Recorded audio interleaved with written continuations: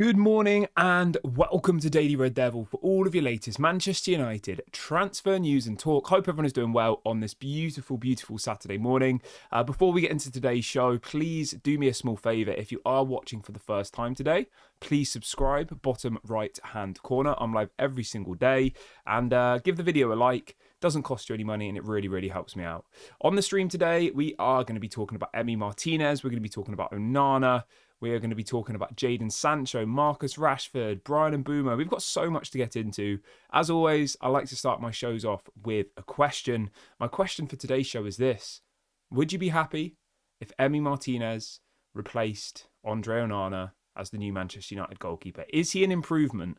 Let me know your thoughts in the comment section below. If you don't think that he's the right option to go for, let me know who is. You know, maybe you think that we should be looking at Ter Stegen. Maybe you think we should be looking at Maignan or Donnarumma or one of the many other options out there on the current market. Let me know. I'm very interested to see what the feeling is in the fan base at the moment in relation to this whole goalkeeper situation. We are going to start the show off by talking about this exact topic, and I will give you my answer to that question as well. So do make sure you pause the video now, get in the comment section, and let me know your thoughts on whether you would be happy with Onana being replaced by Martinez.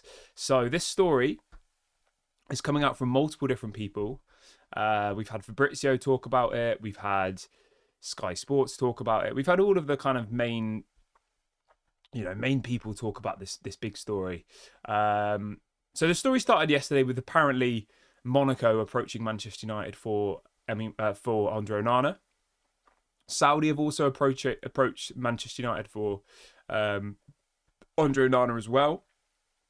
And apparently Manchester United have been in contact with the agent of Martinez over a potential move to Manchester United. Now, the reason that this is picking up steam is because apparently Aston Villa need to sell a player before July the 1st to comply with PSR. So the PSR period ends on, I think it's the 30th of June. So the same as like a tax year, there's a PSR year. So the PSR year for 24-25 ends on the 30th of June. So they effectively have 9 days to sell a player. So they need to sell someone. They need to get someone off their books. Martinez seems to be the most likely option that is going to leave. The same thing happened last year, didn't it? So this is why this story is picking up momentum. And obviously, most Manchester United fans want Andre Onana to leave. I've always said that a goalkeeper should be one of our priority positions. I think if I was only allowed to sign 2 players now before the end of the window, right, I would genuinely sign a number 9 and a goalkeeper. Those would be my 2 priorities. I think if I was allowed to sign 3, I'd sign a number 9, Brian Mbeumo, and a goalkeeper. Those would be my 3. But if it was one position, I would probably say a number 9. Like, for me, number 9 is priority, then a goalkeeper, then another attacking midfielder, i.e. Brian Mbeumo. Those would be my kind of 3 minimum signings that we need. So I'm fully behind the notion that we need to bring in a new goalkeeper. I'm fully behind the notion that we need to move on Andre Onana. I think that's definitely the right decision. Whether or not Martinez is the best replacement, I'm not 100% sold on, to be honest. Would I take Martinez over Onana? Yes, of course I would. But I do feel like there are better options out there. You know, people like Diogo Costa, people like Donnarumma, people like... obviously some of these players might not be obtainable, so it might be a stupid conversation to have. But I mean, Ter Stegen's available. Barcelona have just signed that other goalkeeper, haven't they? So there are other options out there. Obviously, Mike Maignan is available as well. So I think there are other options out there. I do like Martinez. He is Premier League proven. He's a World Cup winner. He does have experience. He has that kind of attitude that you need to be a Manchester United goalkeeper. He has that confidence, that cockiness, that shithousery. You know, we saw what he did in the World Cup.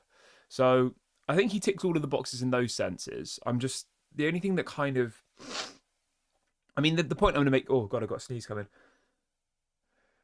Oh dear. The only thing I was going to kind of say was that obviously his age, but I mean, you can argue it when you look at some of the best goalkeepers who joined Manchester United over the last kind of, 20 to 30 years. You look at Edwin van der Sar, right? Edwin van der Sar was in his 30s when he joined Manchester United, right? So, yeah, he was 34 years old when Edwin van der Sar joined Manchester United. I think Emi Martinez is 32, maybe. So yeah, I don't know. Maybe the age isn't a problem. It just, the only thing is in a couple of years, 3, 4, 5 years, we're going to start having to look for a new goalkeeper, probably. You know, and it kind of brings me back to the point that we could have. Well, I mean, we had David De Gea, right? We had David De Gea, and we let him go for free. We spent 50 million on Andre Onana, and now we're about to sign a goalkeeper who is the same age as David De Gea.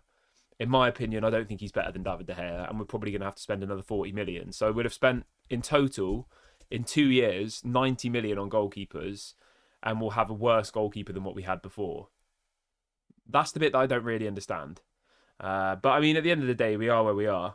Like, we can't turn back time. We let David De Gea go.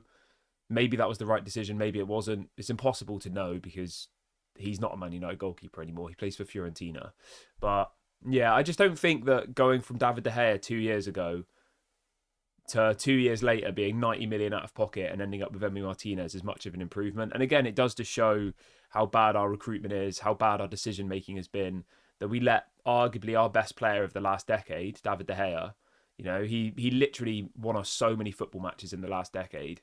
And our ability to then find a new goalkeeper has ended up with us potentially being left with Emi Martinez. But I don't know, maybe I'm overthinking it. Like, how would you guys feel about this? Would you be happy to see Emi Martinez replace Andre Onana? Let's do a little poll, shall we? So the question is going to be this. Would you be happy with Emi Martinez replacing Onana? There you go. So the poll's set up. Obviously, if you're watching back on repeat, you can get involved in the comment section. Would you be happy with Emi Martinez replacing Andre Onana? Let me know what you have. Yeah, just let me know your thoughts on that one. Very interested to see what you guys all have to say. I don't know. I mean, it's better than nothing, but I'm not fully convinced on it. I'm not fully sold. So, yeah, that's my take on that. But you can obviously let me know your thoughts in the comment section on Emi Martinez coming to Manchester United. Would you do it? Yes or no? Let me know what you guys think. What have we got in the comments this morning, though? Alan says, but Martinez stats are worse than Onana. I did actually see that. I did see the graphic you're referring to. Yeah, that's what I'm saying. I don't think that Martinez is a massive improvement on Andre Onana, to be honest. I think he's a slight improvement. Remember, stats aren't everything. You know, you have to use your eyes as well. Like, stats don't tell the full picture. But yeah, I don't think he's a huge improvement, and I don't think he's worth £40 million either. If it was like a free agent, right? Say Emi Martinez's contract was up at Aston Villa, he was available for nothing, and we could sign him for free. So we had Emi Martinez as well as Onana. I would say, yeah, great, go and do it. But for £40 million, I'm not convinced, to be honest. I think there's way better options out there. I think you could definitely get a more elite goalkeeper who is also younger for around the same amount of money. Arguably, they won't be Premier League proven, probably. I would have taken James Trafford from Burnley. He's available for like 20 million. I would have taken him over Emi Martinez. But at the end of the day, this is up to Manchester United. You know, it's their decision. If it works, great. If it doesn't, we're going to be the ones that are going to criticise them. So it's clear to see in the fan base that there's quite a lot of uncertainty around whether Emi Martinez is the right person to bring in. But what is fair to say is there's a lot of reports out there suggesting that Emi Martinez probably will be a target that Manchester United try and progress with over the next kind of, probably the next week or so, especially with this PSR deadline looming. So yeah, that's the latest on Emi Martinez. Obviously, let me know your thoughts in the comment section below. Everyone who's just joined the video, if you could do me a small favour, drop a like on today's video. That would be really, really appreciated. We've got over 400 people watching live now. We've only got 60 likes though, so it really helps me out if you do like the videos. It just means that the algorithm will show the video to more people. So yeah, if you could do me a favor and do that right now, that would be very much appreciated. And what else have we got? And also, yeah, don't forget to subscribe as well. That'd be really, really appreciated too. Okay, let's move on from there and let's talk about Jadon Sancho. So the latest on Sancho, this is coming in from lots and lots of different sources this morning, including Damasio, including Fabrizio. So we'll read out the story from Damasio first. So Damasio reported late last night, this was at about midnight last night, he says that Napoli have reached an agreement with Jadon Sancho. He has given them full priority over Juventus. And apparently Napoli have submitted a bid of around £25 million. Juventus are also in the race. This is great. I'm absolutely buzzing about this. The fact that we have a bidding war for Jadon Sancho is not a sentence I thought we were going to have come out of my mouth this transfer window. I was almost convinced that Jadon Sancho was just going to run down his contract and leave for nothing. But the situation at the moment is Saudi want him, Napoli have put in a bid, and Juventus have also put in a bid, I think of the same amount of money. So there are two clubs there, both willing to pay around £25 million for Jadon Sancho. The biggest problem we have is obviously the wages, as we all know. The biggest problem is who is going to be... I mean, I was going to say who is going to be stupid enough, but I don't think any of them are going to be stupid enough. No, none of them are going to pay the money that Jadon Sancho is asking. So he's going to have to take a pay cut. So the pay cut is probably going to mean, yeah, Jadon is going to have to drop his wages massively, you know. And will that work? I'm not sure.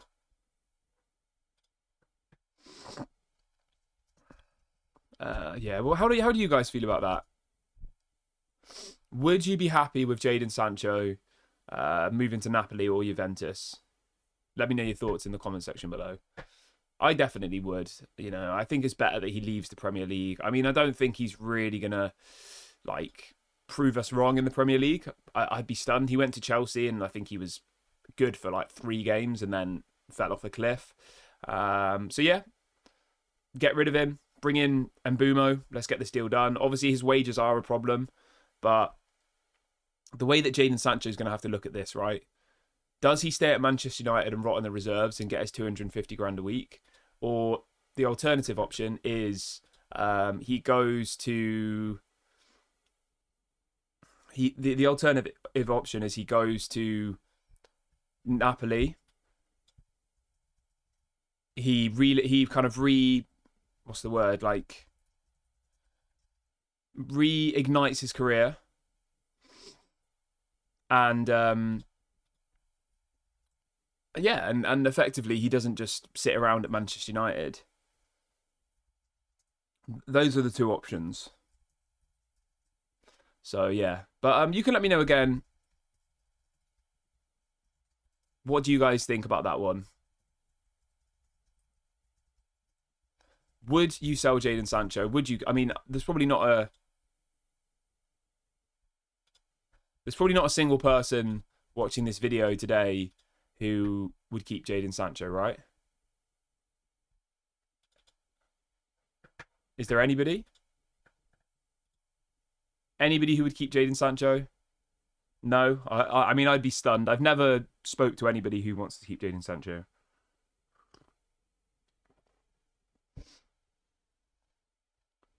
Yeah, I think the Man United fan base always disagree about things, but I think we are in complete agreement that selling Jadon Sancho is the correct decision, right?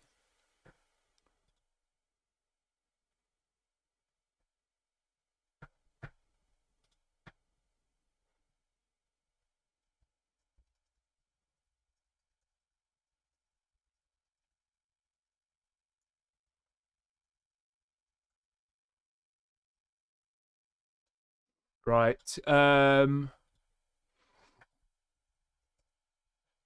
Let's have a little look what else we have got here.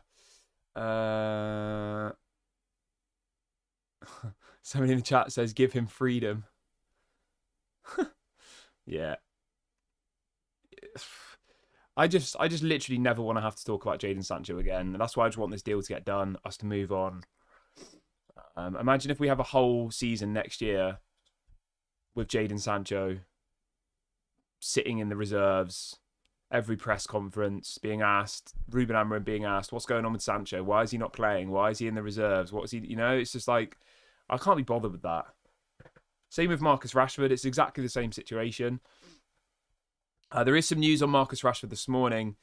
This is coming out from Rob Dawson, ESPN, saying that there has been some interest from Barcelona, Inter Milan, Juventus and Bayern Munich, as well as several Premier League clubs for Rashford, but United are yet to receive a bid. I'm going to be real, right? I feel like this is just like a story that Marcus Rashford's agent has sent to Rob Dawson. Rob, can you put out a story saying that Barca, Inter Milan, Juventus and Bayern Munich all want Marcus Rashford? But don't tell them that they've put in a bid yet.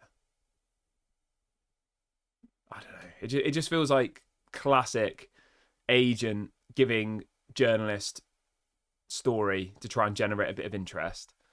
And then it also says that Marcus Rashford is planning on returning to training with Manchester United next month if a deal has not been agreed. I don't even know. I mean, for me, Sancho is... If we don't sell Sancho, I would literally happily let him just sit in the car park when we're training and not let him play. Like, Sancho is done. Rashford... I mean, I don't think... Oh, my nose is really itchy today. I don't think there's any coming back from Rashford either, really. I mean, it is a shame, isn't it, with Rashford? When you think 2 years ago, he was like our best player, and then like suddenly out of nowhere, he's just kind of, this has happened. But yeah, I mean, hopefully both of the players leave. Hopefully we get a decent amount of money, and yeah, hopefully we can move on from this. That kind of has to be the goal.